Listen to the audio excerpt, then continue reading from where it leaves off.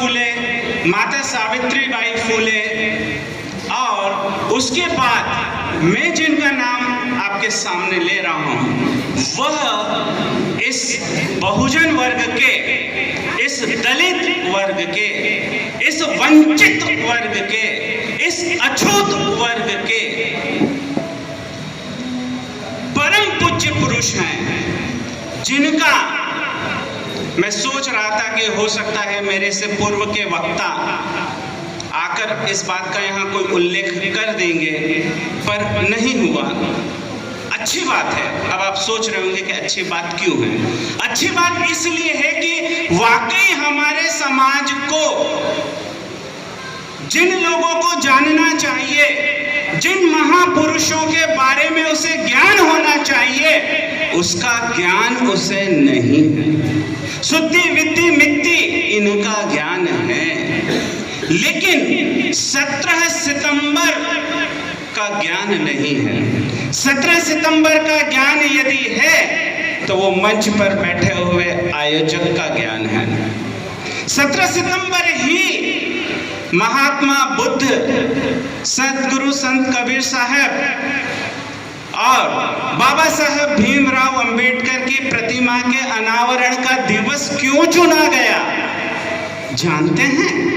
यदि नहीं जानते हैं तो जानना है, क्योंकि आज जन्मदिन है उस महान शख्सियत का जिसको उत्तर और भारत की राजनीति ने, भाषा की राजनीति ने उत्तर भारत के लोगों को जानने से वंचित कर दिया है।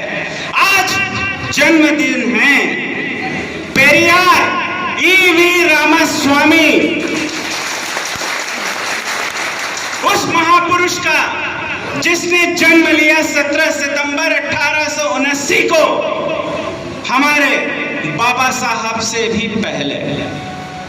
यदि आज हम भारत में दलित चेतना की, दलित विमर्श की बात करते हैं, आप भूल जाइए कि ये दलित चेतना या दलित विमर्श नहीं, यह इस देश की 85% आबादी जो इस देश के कर्णधार हैं उनका विमर्श है। और जब हम उनके विमर्श की बात करते हैं तो हर एक व्यक्ति के नाम में एक ही सेंटेंस आता है, अंबेडकर पेरियार फूले। अंबेडकर पेरियार फूले की इस तिकड़ी में जो पेरियार हैं, आज उन्हीं पेरियार का जन्मदिन है। और ऐसे पावन दिन के अवसर पर आज गुजराती भलाई समाज, मैं यहाँ पर गुजराती शब्द का उल्लेख कर रहा हूँ। क्यों कर रहा हूँ? क्योंकि हम बटे हुए हैं। हम गुजराती, सौराष्ट्री, मालवी, मारू इसमें बटे हुए हैं। जरा अपने इतिहास को पहचानो।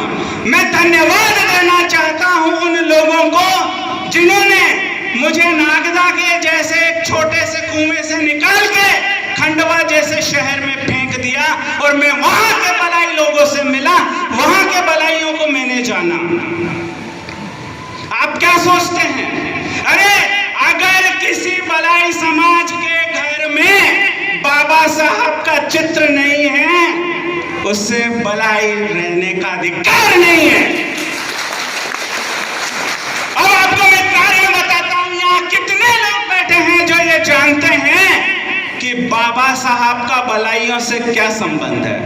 मैं आपको बताता हूं, और उसके बाद मैं सोशल मीडिया पर PDF में वो फाइल आपके साथ साझा करने वाला हूं। मैं अक्षरशः उस चीज को आपके सामने प्रस्तुत कर रहा हूं। यदि बाबा साहब जाने जाते हैं तो 3 क्रांतिकारी कार्यों के कारण जाने जाते हैं। सबसे पहला क्रांतिकारी कार्य था महाड़ सत्याग्रह। दूसरा क्रांतिकारी कार्य था 25 दिसंबर 1927 को मनुस्मृति दहन करना। और तीसरा कार्य था लाहौर में जात पात तोड़ अधिवेशन में अध्यक्षीय भाषण के रूप में जाति का विनाश, annihilation of caste, annihilation of caste Babasaheb की वह अमूल्य धरोहर है जो हर एक दलित के घर में होनी चाहिए। वो किसी 40 एनी रिलेशन ऑफ कास्ट, जाति का विनाश। हिंदी में कोई कहता है जाति का उन्मूलन, कोई कहता है जाति का निर्मूलन, लेकिन उसका भावार्थ एक ही है। जिस पुस्तक के माध्यम से बाबा साहब ने 1936 में इस देश को जातिवाद की बेड़ियों से मुक्त करने का आह्वान किया था। थोड़ा सा उसमें पीछे की ओर जाएं।